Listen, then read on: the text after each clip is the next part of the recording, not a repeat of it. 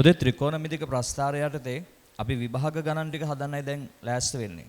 බලන්න මෙහෙම මුලින්ම 2000 විභාගෙදී ආපු ත්‍රිකෝණමිතික ප්‍රස්ථාර ගාන බලමු. මේ තියෙන්නේ මම බෝඩ් එකේ ලියලා තියෙනවා 2000 A-level paper එකේ ආපු ත්‍රිකෝණමිතික ප්‍රස්ථාර කොටස. මුලින්ම ඔයගොල්ලෝ ගාන පොඩ්ඩක් ලියා ගන්න. මේ ගාන ලියාගත්තට පස්සේ මම මේ ගාන සම්පූර්ණයෙන් විස්තර කරලා කියා දෙනවා. ලියන්නකෝ ඉස්සලාම ගාන.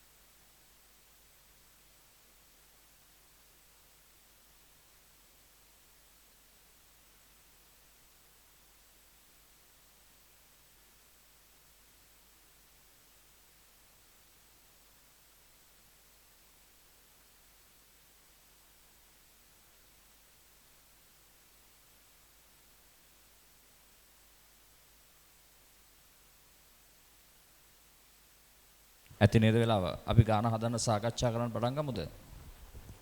මේ බලන්නකො පළවෙනි කොටස. පළවෙනි කොටසේ මෙහෙම එකක් තියෙන්නේ. 8 වාරයක් cos 6 වෙනි බල x ධන sin 6 වෙනි බල x සමානයි 5 ධන 3යි cos 4යි x බව. මේක ඔප්පු කරන්න ඕන. මේ වගේ සර්ව සාම්‍යයක්. මේකේ විශේෂත්වය තමයි 6 වෙනි බලයේ සර්ව සාම්‍යයක්. මේම 6 වෙනි බලයේ සර්ව සාම්‍යයක් සාධනය කරනකොට මම ඔයාට විශේෂ ස්පෙෂල් නෝට් කියලා දාලා සටහනක කියා දීලා ඇති. ඔය sin ගේ 6 වෙනි බලය cos ගේ 6 වෙනි බලය අඩංගු ප්‍රකාශන සුළු කිරීම කියන එක. ඒතර මේ 6 වෙනි බලය ආව ගමන් බය නැතුව ඒ 6 වෙනි බලයේ තියෙන පැත්ත තෝරගන්න. ඒතර මම මේකේ තෝරගන්නවා LHS 8 වාරයක් cos 6 වෙනි බල x ධන sin 6 වෙනි බල x. මෙහෙම 6 වෙනි බල එනකොට හොඳම විදිය තමයි මේ 6 වෙනි බලේ උඩට 3ක් වෙන විදිහට ලියා ගන්න එක. ତොර මේ බලන්න cos වර්ග x 3 වෙනි බලය ධන sin වර්ග x මේකේ 3 වෙනි බලය. දැන් ඔයාලට පුළුවන් මෙතෙන්දී ඝන දෙකක ඓක්‍ය සාධක දාන්න. ඝන දෙකක ඓක්‍ය සාධක. තොර එනවා 8 ඝන දෙකක ඓක්‍ය සාධක දානකොට a ධන b එහෙම නේද වැටෙන්නේ? ඔහොම නෙන්නේ. මේක a ඝනය ධන b ඝනය. a ඝනය ධන b ඝනය කියලා තිබොත් a ධන b ඊට පස්සේ a වර්ග. a වර්ග කියන්නේ මෙයාගේ වර්ගය cos 4 වෙනි බලය. b ගේ වර්ගය sin 4 වෙනි බලය. ධන තිබුණොත් ඍණ කියලා දාලා දෙන්නගේ ගුණිතය. sin වර්ග x cos වර්ග x. ඔහම දැම්මා. දැන් ඕගොල්ලෝ දන්නවා මේ sin වර්ග ධන cos වර්ග කියන්නේ එකයි. මෙතන එකක් එනවා. දැන් අපි මෙහෙම සුළු කරමු. 8 වරක් එක 8යි cos 4 වෙනි බල x ධන sin 4 වෙනි බල x ඍණ sin වර්ග x cos වර්ග x. ඔය විදිහට ආවා. දැන් තව සුළු කරන්න වෙනවා පුතේ. තව සුළු කරනකොට මෙහෙම එන්නේ. LHS සමානයි 8 මෙන්න මෙතන විශේෂ යෙදීමක් සෙට් වෙනවා. මේක ඔයාලට මතකද දන්නේ නැහැ හොඳේ. මම ත්‍රිකෝණමිතියද උගන්වනවා මේකට සමාන පදයක්. cos 4 වෙනි බලය දන sin 4 වෙනි බලයට සමාන පදයක් උගන්වනවා මම ත්‍රිකෝණමිතියේදී. ඒ සමාන පදය තමයි 1 ඍණ 2යි sin වර්ග x cos වර්ග x. ඔයාගේ තියරි නෝට් එක බලන්න. මතක් වෙයි එතකොට. ඊට අමතරව මෙතන තියෙන ඍණ sin වර්ග x cos වර්ග x. දැන් ඉන්නේ මෙහෙම 8 මේ දෙන සුළු කර දෙහැකි 1 ඍණ 3ක් sin වර්ග x cos වර්ග x. ඔහම ආවා. පැහැදිලිද?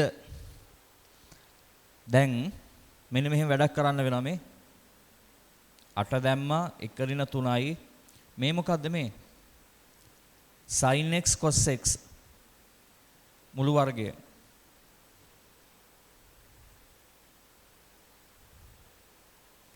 sin x cos x මුළු වර්ගය.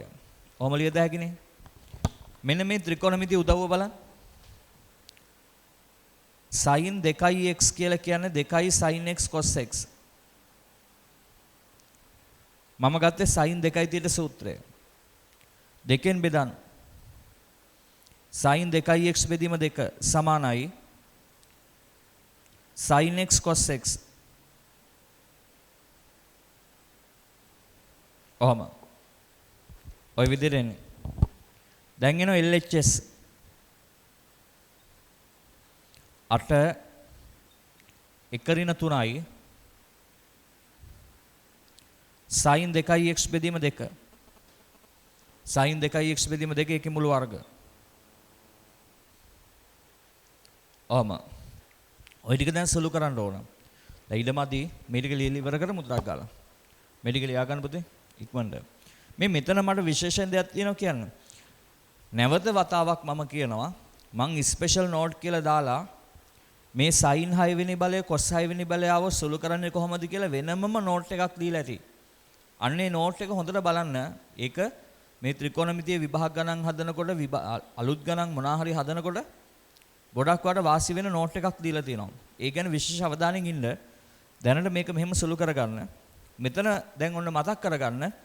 cos 4 වෙනි බලය x දන sin 4 වෙනි බලය කියලා කියන්නේ 1 ඍණ 2යි sin වර්ග x cos වර්ග x දාන්න පුළුවන්. ඒ යෙදීම මම එකපාර ගත්තා. ඒක ආවේ කොහොමද කියන එක තියරි නෝට් එකේ තියෙනවා. හදා ගන්න පුතේ.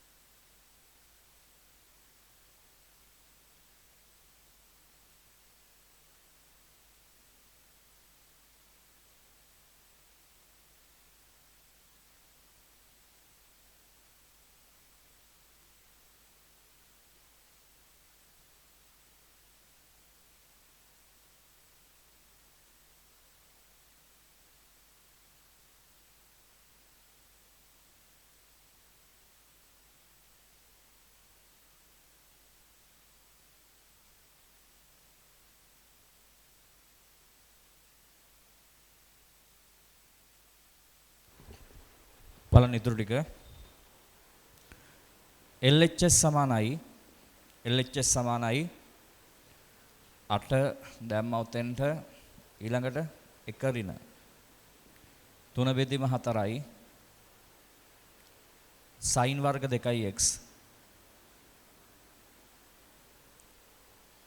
8න් වැඩි කරන්න 6යි එතකොට මේ කැපිලන් දෙකක් කළා 6ක් වෙනවනේ sin වර්ග 2x උදේ sin වර්ගය අයින් කරන්න වෙන උත්තරේ දිහා බලන්න cos 4x තියෙනවා මෙන්න cos 2යි තියෙන සූත්‍රය පාවිච්චි කරන්න 1 ඍණ 2යි sin වර්ග θ මේකේ sin වර්ග θ උක්ත කරොත්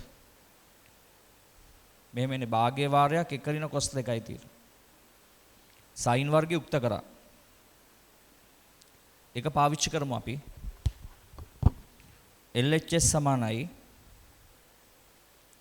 8 ඍණ 6යි මෙතෙන්ට දාන්න පුතේ භාගයේ වාරයක් 1 ඍණ cos මේ බලන්න sin වර්ග 2x නේ θ වෙනකොට 2x දාන්න මෙතෙන්ට 2x දැම්මහම මෙතෙන්ටත් 2x දාන්න ඕනේ එතකොට 4x එනවා පැහැදිලි නේද එතකොට මේක සුළු කරන 8 ඍණ 3 1 ඍණ cos 4x දැන් ඍණ 3න් වැඩි කරමු LHS සමානයි කියලා මෙහෙම එකක් එනවා 8 ඍණ 3ක් ධන 3ක් cos 4x සුළු කරාම එනවා 5 ධන 3යි cos 4x ඔන්න වැඩේ හරි මේක සමාන වෙනවා RHS මේ සර්වසාම්‍ය අපිට වැදගත් වෙනවා පුතේ ඊළඟට තියෙන ත්‍රිකෝණමිතික ප්‍රස්ථාරය අඳින්න ගියාම ඒ නිසා මේක පැහැදිලිව ලියා ගන්න මේ ටික අඩුපාඩු හදා ගන්න ඉක්මනට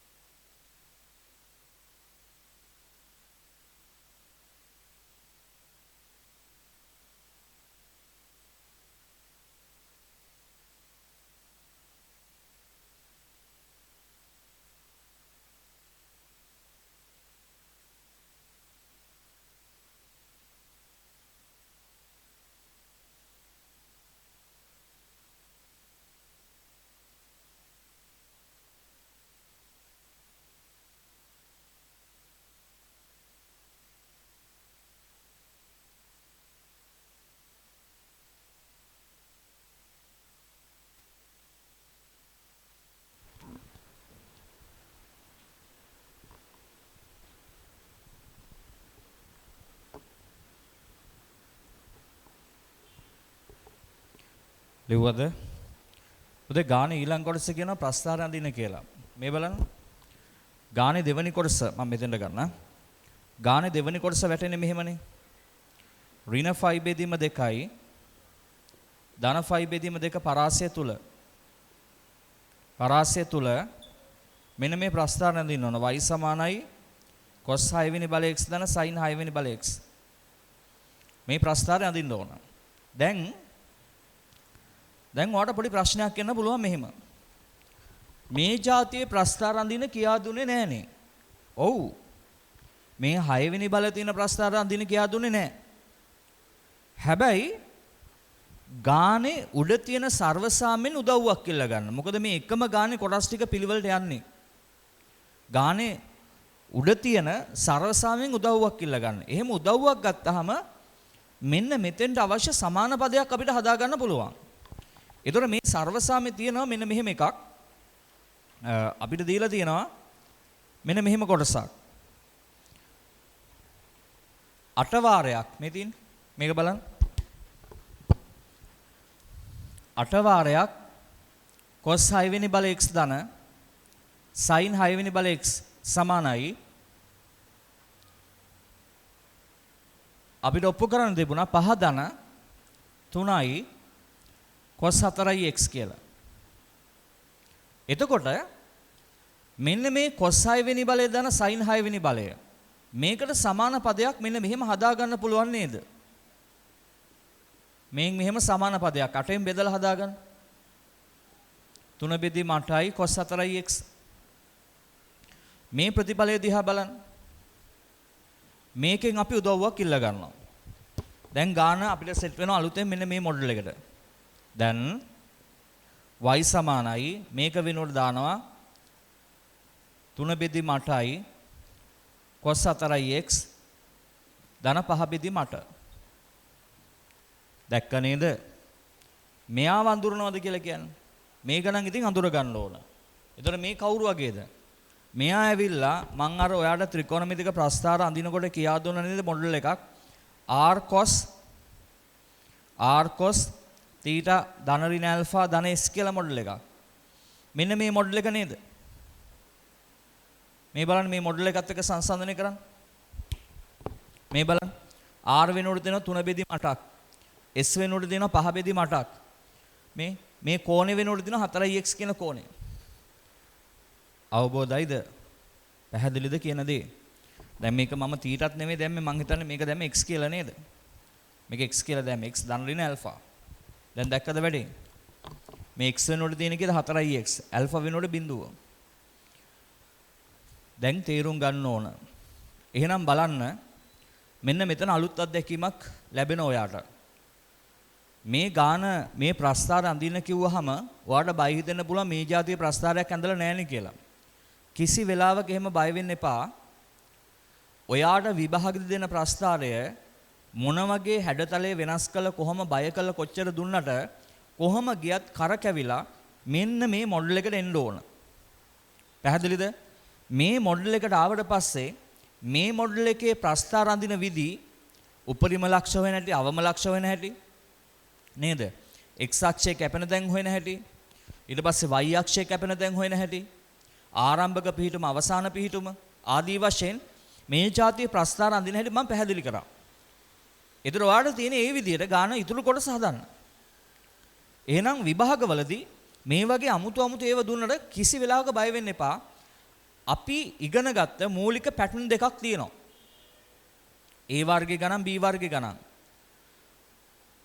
ඒ නිසා විභාගෙදි දෙන මොන ගාන වුණත් කොහොම ගියත් කරකැවිලා අර අපේ මූලික රටාවට අවසානයේදී අනිවාර්යයෙන්ම සෙට් වෙනවා. ඒතර දැන් බලන්න මේක මෙහෙම ආවට පස්සේ උන අපේ මොඩල් එකට සෙට් වුණා. දැන් මේ ප්‍රස්ථාරය අපිට අඳින්න පුළුවන් වෙනවා. මෙන්න බලන්න වැඩේ. y සමානයි 3 බෙදීම 8යි cos 4යි x ධන 5 බෙදීම 8 ශ්‍රිතයේ දල සටහන අඳිමු. දල සටහන අඳිමු. පැහැදිලිද? දැන් මේක අඳින්න තියෙනවා. ඔන්න දැන් ප්‍රස්ථාර අඳින පියවර ටික මතක් කරගන්න. පළවෙනි පියවර මොකද්ද මං කිව්වේ? ආරම්භක සහ පළවෙනි පියවර දෙවෙනි පියවර කියලා පිළිවෙලක් නැහැ. නිකන් එකක් විදිහට මතක් කරගන්න. ආරම්භක සහ අවසාන ලක්ෂ නේද? එහෙනම් අපි මෙහෙම ගමුද? x සමානයි ඍණ 5 බෙදීම 2. විටදී y සමානයි 3 බෙදීම 8යි cos මේක 4ෙන් වැඩි කරලා ගන්න. එතකොට ඍණ 2ක් phi. 4ෙන් වැඩි කරා 5 බෙදීම 8. cos වලදී කෝණේ ඍණ වුණොත් ගණන් ගන්න එපා.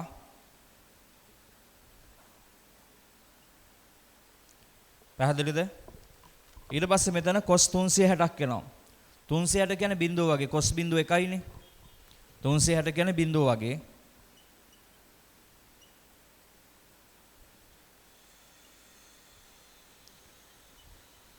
අට බෙදීම 8 සමාන 1. පැහැදිලිද? ඊළඟට අපි ගන්නවා අවසාන කරන තැන ධන phi බෙදීම දෙකෙන් නේද ඉවර කරන්න තියෙන ප්‍රස්තාරයෙන්. y සමානයි 3 බෙදීම 8 මේක 4ෙන් වැඩි කරලා ගත්තාම 2යි phi ධන 5 බෙදීම 8. එහෙනම් කලින් උත්තරෙමයි එන්නේ y සමාන 1.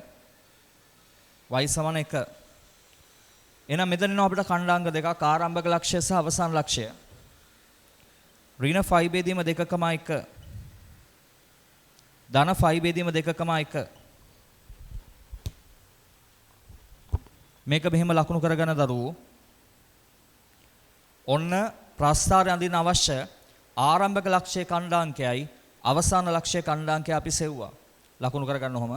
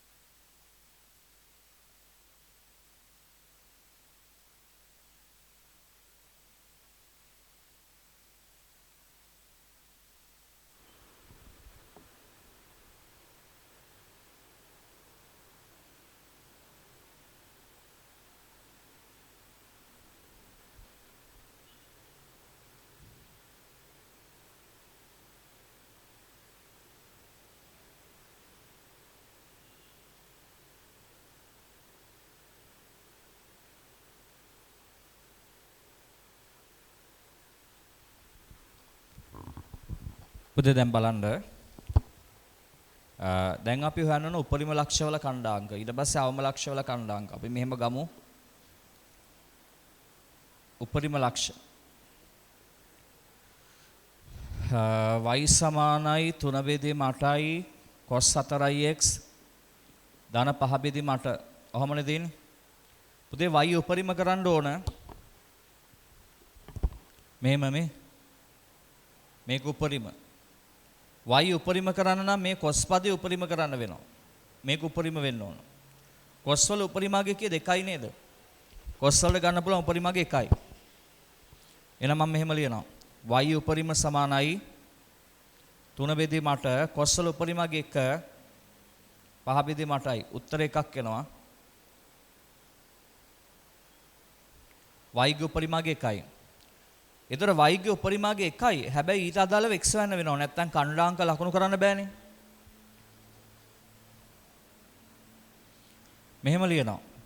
y උපරිම විට x සෙවීම. තොර cos 4x සමාන 1යි. cos 4x සමාන 1 කියන්නේ cos බිඳුව. 1 කියන්නේ cos බිඳුවයි. සාධාරණ විසුම දාමු. 2n phi ධන ඍණ ඇල්ෆා සූත්‍රය දැම්මා. 4x 2n phi n phi බෙදීම 2 n phi බෙදීම 2යි. පැහැදිලිද? n අවයවයක් ඉසෙල් n අවයවයක් ඉසෙල් අවබෝධයි නේද? පැහැදිලිද? දැන් මෙහෙම ගන්න බෑ. n වලට අගයන් දාන්න වෙනවා. මොකද x හොයනකොට ඍණ 90යි ධන 90යි අතර තියෙන x අගයන් හොයන්න වෙනවා. පැහැදිලිද? අපි මෙහෙම කරමු. අපි දාමු x වලට බිඳුවක්. sorry n වලට බිඳුවක් දාමු. දැම්මහම x එනවා බිඳුව. මේක ගන්න පුළුවන්. බිඳුව ගන්න පුළුවන්. n වලට දාන එක phi බෙදීම දෙකක් එනවා. පුළුවන් ගන්න. දෙකක් දාන්න බෑ නේද? දෙකක් දැම්මොත් මොකෝ වෙන්නේ? දෙකක් දැම්මොත් 2යි phi වෙලා දෙකෙන් බෙදුවම phi වෙනවා. ගන්න බෑනේ. හරියන්නේ නැහැ. ඍණ එක දාමු. ඍණ එක ඍණ phi බෙදීම 2. ඔහම.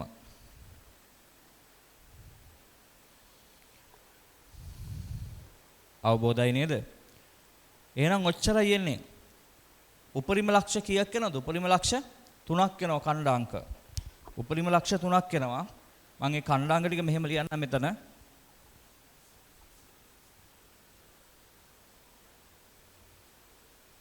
මේ බලන්න පුතේ. උපරිම ලක්ෂ 3ක් එනවා.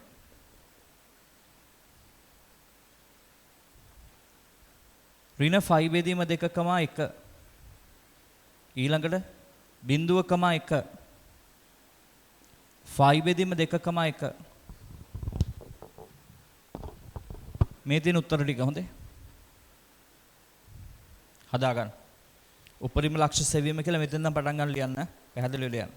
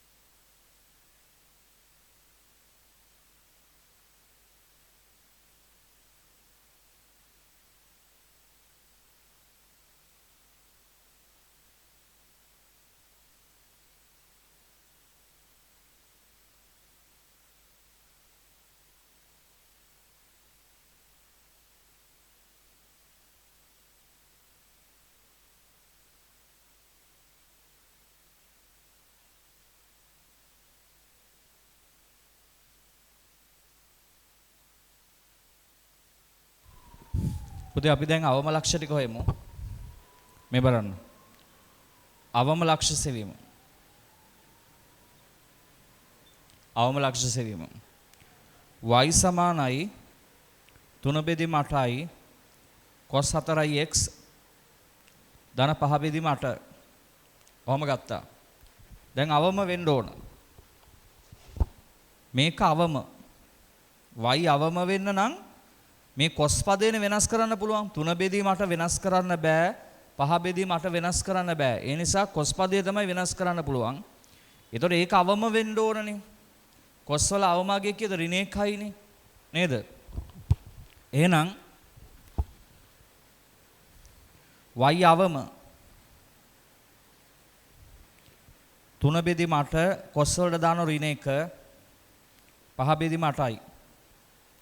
එතකොට y වල අවමගයක් අපිට හැදෙනවා මේ විදිහට. 5න් 3ක් ගියාම 2යි 4න් එකක් එන්නේ. දැන් ඔතනින් බේර ගන්න ඔතනින් නවත්තන්න බෑ. y අවම වෙනකොට ඊට අදාළ x ආගයන් ටික හොයාගන්න වෙනවා. එහෙනම් ඒක අපි මෙහෙම ගමු. y අවම විට x සෙවීම. y අවම විට x සෙවීම. එතකොට මෙතන එන cos 4යි x සමාන ඍණ 1. cos 4යි x සමානයි ඍණ 1 cos 5 තීට සමානයි 2i n phi ධන ඍණ ඇල්ෆා. මේකට අපි දාමු 4i x සමානයි 2i n phi ධන ඍණ phi 4ෙන් බෙදන්න. n phi බෙදීම 2 phi බෙදීම 4 n අවයවයක් z. දැන් දරුවෝ n වලට අගයන් දාලා ගැළපෙන x හොයන්න වෙනවා. x හොයනකොට ඍණ 90යි ධන 90 අතර තියෙන x අගයන් තෝරගන්න වෙනවා. ඒතර අපි ගමු මෙහෙම මේ බලන්න. n සමානයි බිඳුව දාමු. එතකොට එනවා x සමානයි මේක n බිඳුව දැම්මම මෙයා නැති වෙනවනේ ධන ඍණ 5 බෙදීම 4. පුතේ මුන් දෙන්නම ගන්න පුළුවන් නේද? මුන් දෙන්නම ගන්න පුළුවන්. ධන 5 බෙදීම 4ත් ගත හැකි ඍණ 5 බෙදීම 4ත් ගන්න පුළුවන්. ඒතර අවම ලක්ෂ දෙකක් එනවා. ඊට පස්සේ එක දැම්මොත් මොකද වෙන්නේ? එක දැම්මොත් ඒත් ඒ උත්තරෙමයි එන්නේ. දෙක දැම්මොත් එන්නේ නැහැ. ඍණාගයන් දැම්මොත් ඒත් එන්නේ නැහැ. ඔච්චරයිනේ. එහෙනම් අවම ලක්ෂ මෙන්න මෙහෙම එන්නේ. අවම ලක්ෂ මෙන්න මෙහෙම කණ්ඩාංග ටිකක් එනවා. ඍණ 5 බෙදීම 4 4න් 1 ධන 5 බෙදීම 4 4න් 1 මේ දින අවම ලක්ෂ වල කණ්ඩාංග ටික මේක සටහන් කරගන්න. එන අවම ලක්ෂ ටික හොයන්ටක් ගාලා ඉක්මනට.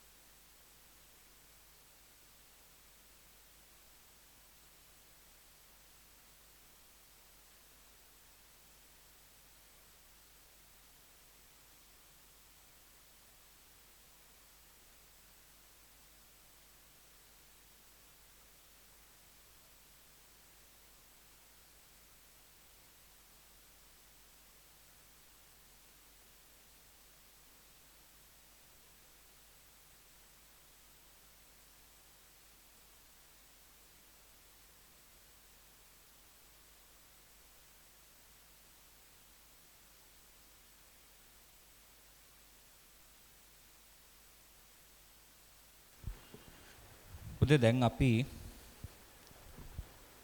අපි මේ ප්‍රස්ථාර අඳින වැඩ ටිකේදී ආරම්භක ලක්ෂ්‍ය කණ්ඩාංකය හෙව්වා, අවසාන ලක්ෂ්‍ය කණ්ඩාංකය හෙව්වා, උපරිම කණ්ඩාංග ටික හෙව්වා, අවම ලක්ෂ්‍යවල කණ්ඩාංග හෙව්වනේ.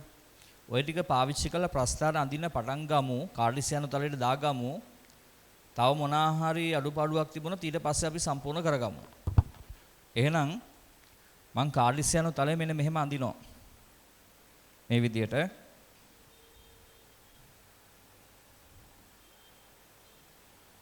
මේක x අක්ෂය y අක්ෂය.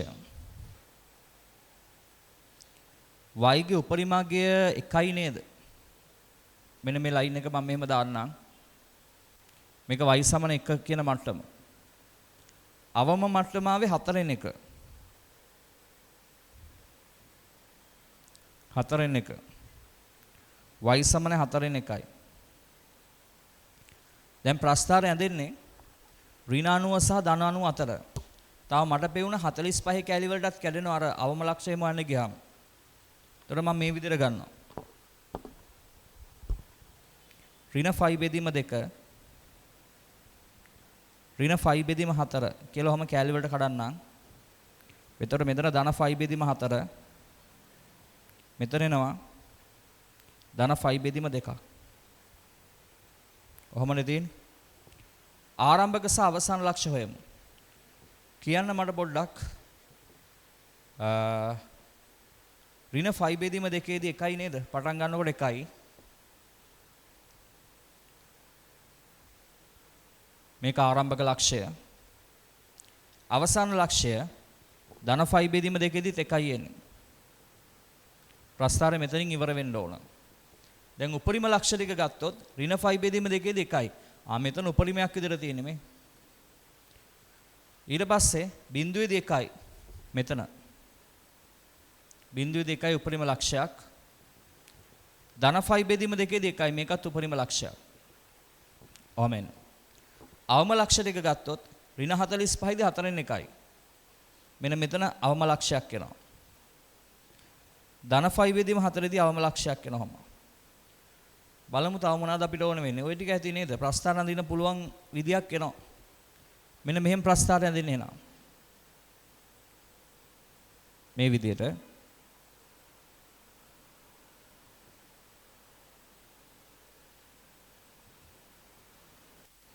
ප්‍රස්ථාර අපිට ඔහම ඇඳෙනව නේද? ඕක තමයි ප්‍රස්ථාරය. එතකොට තව අපිට හොයන්න ඕනේ නෑ නේද? x අක්ෂය කැපෙන දැන් කොහොමත් හොයන්න අවශ්‍යතාවයක් නෑ මේ ගානේදී. y අක්ෂය කැපෙන දැන ඉබේම නිකම්මම ලැබිලා අපි කරපු කලින් වැඩ නිසා. එතකොට අපිට එනවා මෙන්න මේක y සමානයි මේ තියෙන්නේ cos 6 වෙනි බල x ධන sin 6 වෙනි බල x කියන ප්‍රස්ථාරය. ඕක තමයි අපිට ලැබෙන හැඩය.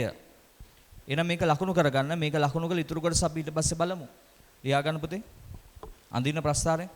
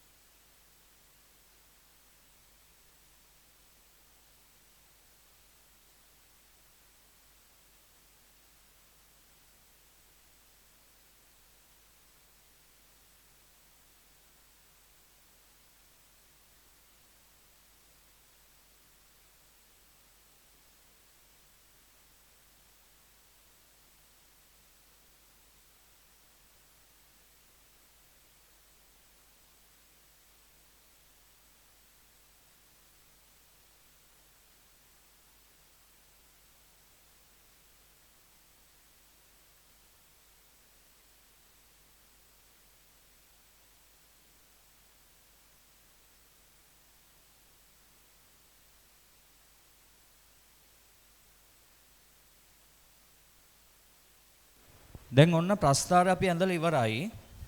දැන් අපි යනවා තුන්වෙනි කොටසට. ගානේ තුන්වෙනි කොටසට ඒ තමයි මේ සමීකරණයක මූල හොයන්න තියෙනවා.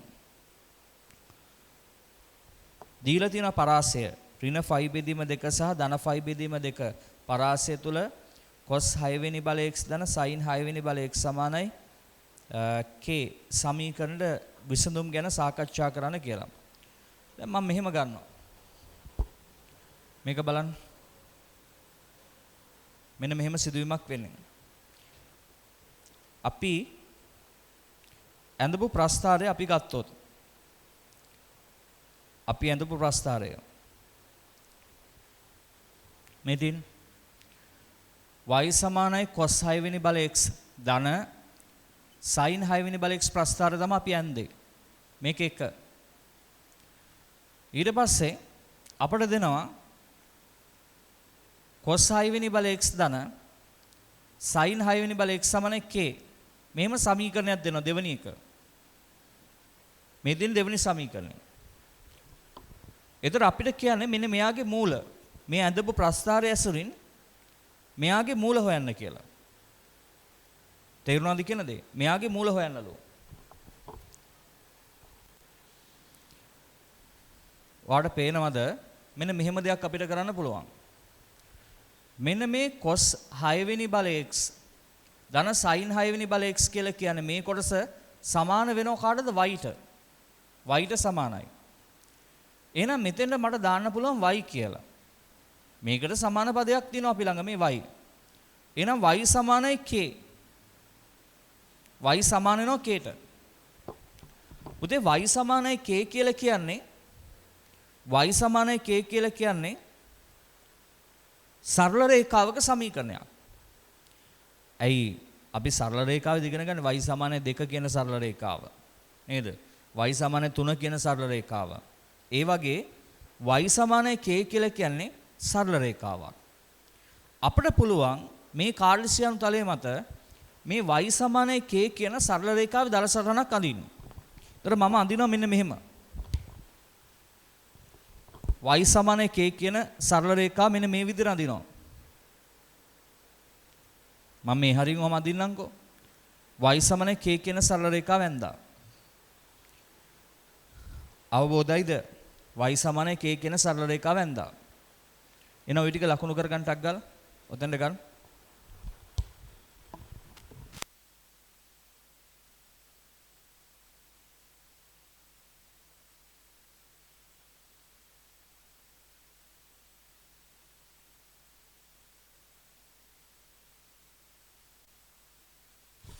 දැන් බලන්න පුතේ.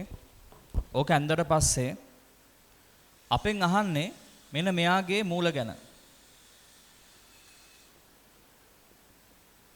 මෙන්න මේකේ මූල.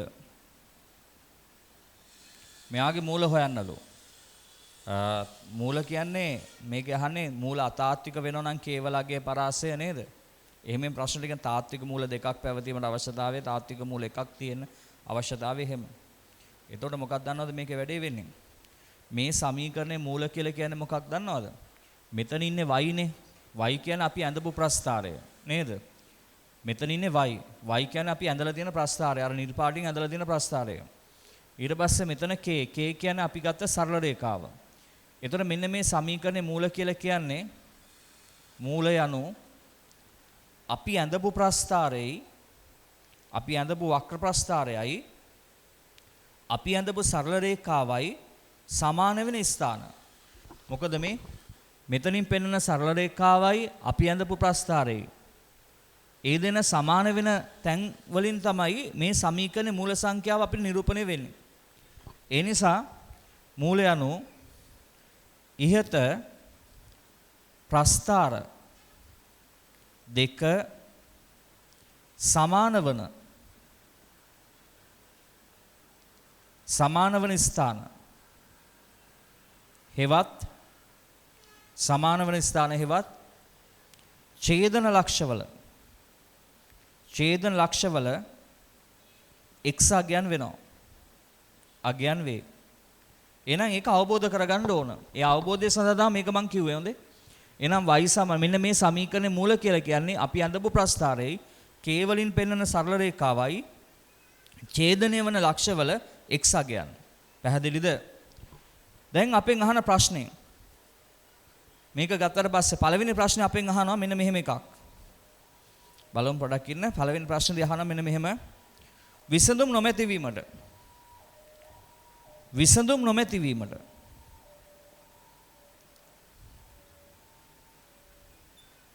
විසඳුම් නොමැති වීමට. විසඳුම් නැහැ කියන්නේ නා.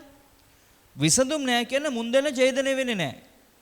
අඩුම ගානේ ස්පර්ශ වෙන්නේවත් නැහැ. මුන් දෙන ගෑවෙන්නේවත් නැහැ කියන එකනේ. විසඳුම් නොමැති වීමට නම් කේවල අගේ පරාසය. මේ බලන්න. විසඳුම් නොමැති වෙන්න. ප්‍රධාන ප්‍රස්තාර දිහා බලන්න. එහෙනම් මේ සරල රේඛාව වැටෙන්න ඕන විසඳුම් නොමැති වෙන්න නම් මේ නිල් පාට එක්කනත් එක්ක සම්බන්ධයක් නැති වෙන්න නම් මෙන්න මේ වගේ වැටෙන්න ඕන. y සමානයි k කියන සරල රේඛාව. පැහැදිලිද? තව විදියක් තියෙනවා. එක්කෝ මෙන්න මේ මට්ටමින් මෙහින් පල්ලෙහා වැටෙන්න ඕන මේ වගේ. y සමානයි k කියන ප්‍රස්ථාරය. එහෙනම් විසඳුම් නොමැති වෙන්න නම් කේවලගය එකට වඩා වැඩි වෙන්න ඕන. කේවලගය එකට වඩා වැඩි වෙන්න ඕන. එහෙම නැත්නම් 4න් එකට වඩා අඩු වෙන්න ඕන. එහෙනම් මම ලියන මෙහෙම විසඳුම් නොමැති වීමට k 4 එකට වඩා වැඩි වෙන්න ඕන. එහෙම නැත්නම් කේවලගය 4න් එකට වඩා අඩු වෙන්න ඕන. ඉස්සලා මේක ලියාගමුනේ. මේ ටික ලියාගන්න. මේක වැදගත්.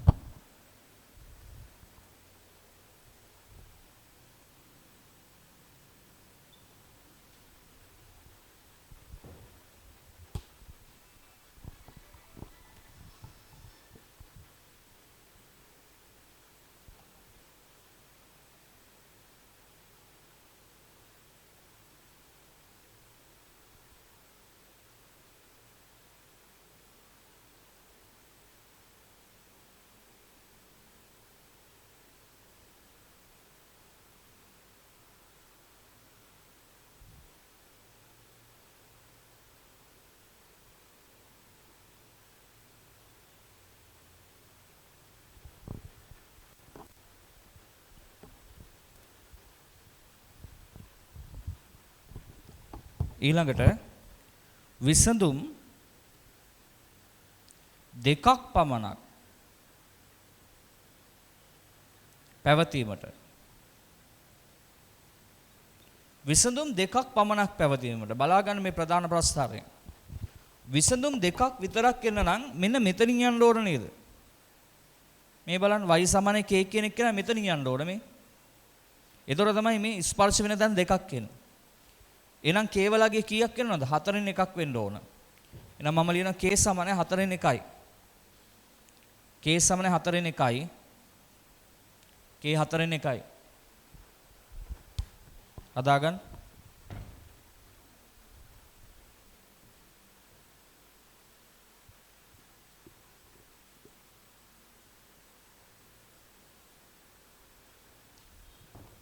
k 4න් 1යි. ඊළඟට විසඳුම් 3ක් පමණක් පැවතීමට.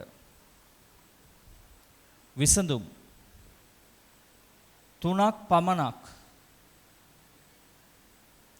පැවතීමට. පුතේ විසඳුම් 3ක් පමණක් පැවතීමට. ඒ කියන්නේ ප්‍රස්තාරය මෙහෙම එන්න ඕනේ නේද? ප්‍රධාන ප්‍රස්තාරය දිහා බලන්න.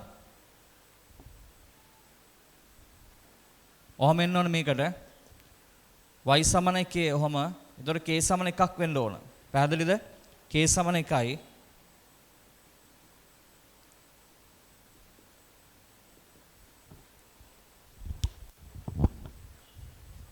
ඊළඟ කොටස විසඳුම් 4ක් පමණක් පැවතීමට.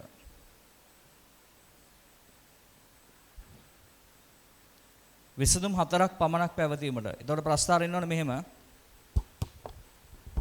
මෙන්න මේ වගේ මේ මැද්දෙන් යන එකක් එන්න ඕනේ මේ. එතකොට මේ ඡේදන ලක්ෂ කීයක් එනවද? 1යි 2යි 3යි 4යි.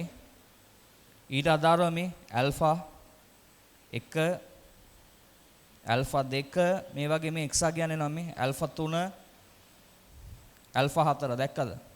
විසඳුම් 4ක් එනවා. එහෙනම් මෙතන මම ලියනවා මෙහෙම කේවලගේ කොහොමද තියෙන පරාසයක් එන්න ඕන. කේවලගේ පරාසය 4 එකට වඩා ලොකු වෙන්න ඕන, එකට වඩා අඩුයි. ඔන්න අපි ඔය හැදුවේ